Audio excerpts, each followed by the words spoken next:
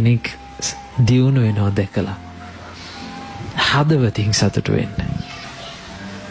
හැමදාම උදේ නැගිට්ටාම ගෙදර අය ගැන හිතන්න. අනේ මේ අය ආයුෂයෙන් වැඩෙත්වා, වර්ණයෙන් වැඩෙත්වා, බලයෙන් වැඩෙත්වා, සැපයෙන් වැඩෙත්වා, නුවණින් ප්‍රඥාවෙන් වැඩෙත්වා කියලා හදවතින් ප්‍රාර්ථනා කරන්න ඕනේ. ඒක නිකන් වචනයකින් ඉවර වෙන එකක් නෙමෙයි, හදවතින් කරන ප්‍රාර්ථනාවක්. මොන පාරේ යනකොට හිතන්න කවුරු හොඳට දියුණු වෙලා ඉන්න තැනක් දකින්න කියලා. කඩයක් හොඳට තියනවා කියලා බලන්න හිතන්නකො, ලස්සනට හොඳට හදලා. හොඳේ. කඩයක් හොඳට තියනවා, මිනිස්සුත් හොඳට එනවා කියලා. මොකද්ද හිතන්න ඕනේ ඒක දැක්කම? හිතන්න අනේ මේක තවත් දියුණු වෙන්න කියලා. කවුරුවත් හිතන්නේ නැහැ ඔහොම. තේරුණාද?